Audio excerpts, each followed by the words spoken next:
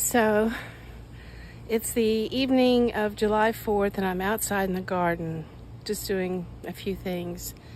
I'm actually planting up some suckers of the Floridade tomatoes and the cherry tomatoes so that if I decide I have to take these tomatoes out, I'm gonna have them already. So anyway, while I was doing that, I found something else and I thought I'd, take you with me while I try to figure out what to do about it. So here we go. Here's my beautiful zinnias. And I start noticing something upsetting. Look at this.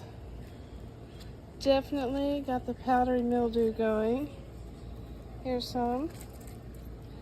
I do not want it to pass itself off from right here to right here, which is my cherry tomatoes.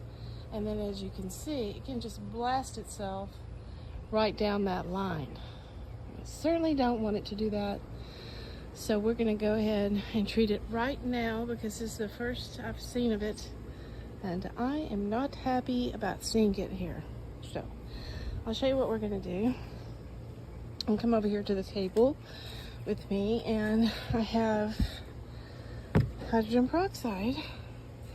And I have this 1 gallon jug that specifically is for hydrogen peroxide.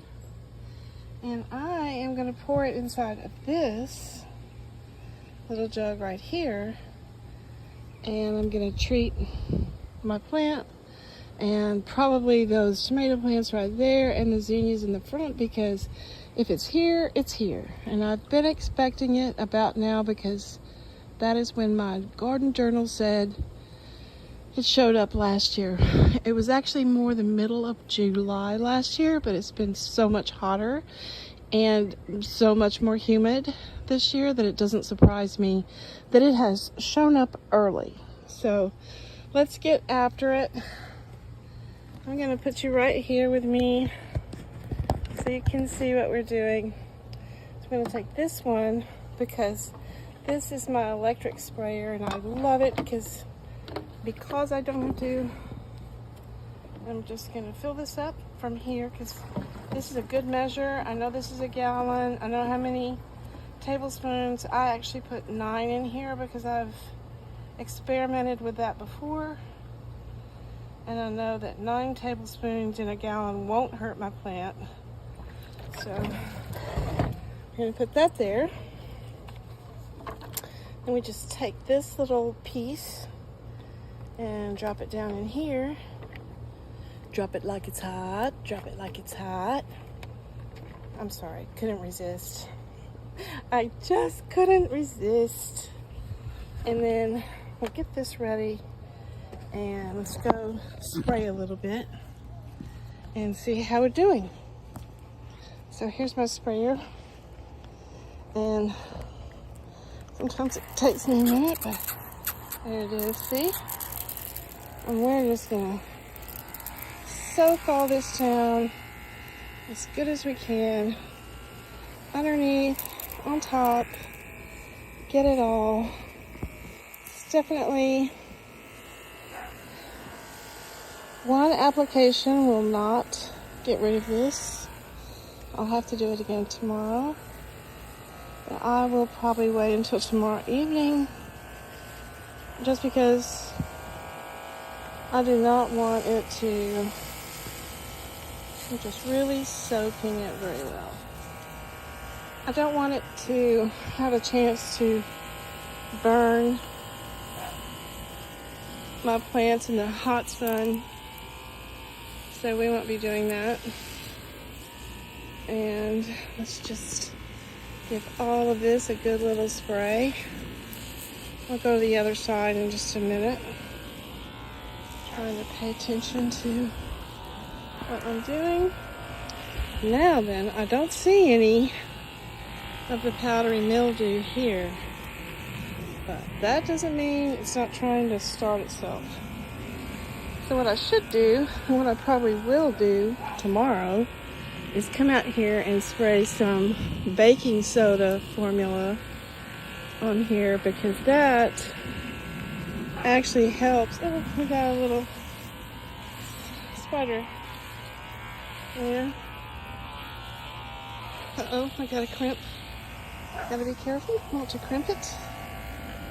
And coming underneath, spray a little underneath here. Careful not to crimp it. Get the line done. I always spray the stem really good. A lot of times when there's a disease, it climbs up the stem as it gets to the rest. And so, looks like we've got it all nice and treated. This is what I saw first. Make sure the underside is treated as well. We don't want it to get up here. So, powdery mildew can really get on it and decimate plants pretty quickly. And here we go. So, let's just throw some on here too, because once it's one place, it gets somewhere else pretty quick. And I want to make sure that doesn't get around here to the okra leaves or anything. Oh, see? We got some right there. There it is. Just showing up like we expected it to. We'll do our best to fight it off, but it's really hard this time of year. And these are these pole beans I've got coming up this trellis right here. Aren't they pretty? Nice pretty flowers. All right. Let's take a walk through the tunnel. Check this. Oh, we got some here. Let's get rid of this. Let's see. This squash that I have. I'll probably just come cut these leaves off too. This one underneath. On the top. This is a patty pan squash. I've been babying it. This is my second run of pickle bush cucumbers and 3 more little babies right there, see? And these are all planted from seeds I started. All right, let's move on up here. These are the zinnias in the front. These are my transplanted zinnias. These are zinnias that I got for free from the tops of these zinnias. And let's see. Actually, I don't see any mildew yet, but that doesn't mean it's not here or not coming. So we're going to spray a little bit of the top of the basil. So pretty. I need to start doing the basil the same way I do these zinnias. Aren't you just the prettiest thing? Just don't let that get on you. Here we go. Again, I'm not seeing any up here yet, but it's coming. It's definitely coming. So, you see how pretty these zinnias are and how they're branching out? That is because I am pinching them. And I've gotten a lot of new ones just from doing it this way. Oh, the little dragonfly wants a hydrogen peroxide bath.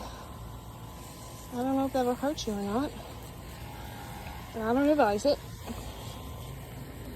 There we go. And we got these already. And here, these are another ones that are all free. And I planted from pinching the tops and rooting them, giving them a chance to grow a little bit, and then these peppers are going to get processed this week. And here's sunflower seeds that I started late. Here's another one that I started late. And here's some basil. And I still have quite a bit, so I'm just going to go ahead and keep putting it on everything until I run out. This is a floridade that I started from a seed. And I just have been keeping it going in case I have to take these out. Because I'm just not really sure what I'm doing yet. And I don't know. I'm gonna have to take all these out because they're done producing and put new ones in, or what. But actually, look, there's a tomato. So I guess it's trying. I think the fact that I trimmed these back so far and pruned them a lot maybe helped. So there's some more baby golden nuggets. This thing just never stops. This will always be part of my garden from now on. And they're just still got a lot of tomatoes. It's taken them forever to ripen. So now this plant has leaf curl. See this leaf curl? I was told there's several different reasons for it. One of them is supposed to be just heat. I certainly have a lot of that. And here we go.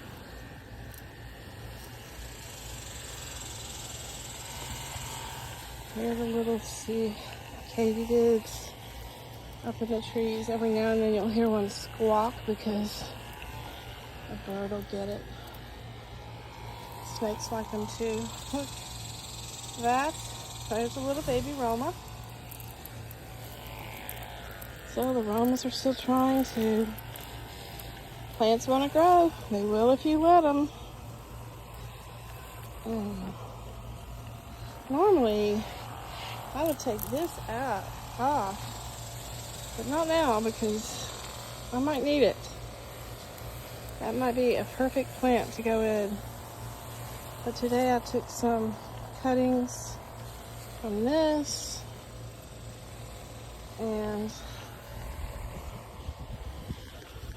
just give this over. I think this is the one where it's got the worst. Tomorrow we'll come use the rest of that gallon and hit it again. It's pretty bad. I don't think one shot's gonna do it. Uh-oh. Man, this thing was worth its money.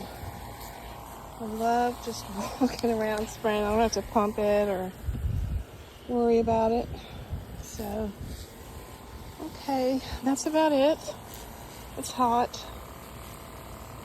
I'm gonna go inside in a minute, but I think before I do that, see, here is one of the zinnias that is rooting in the process, and here are some cherry tomato suckers that I'm giving a chance to get watered, and then I'll put them in dirt and I'll show you what I'm doing with them.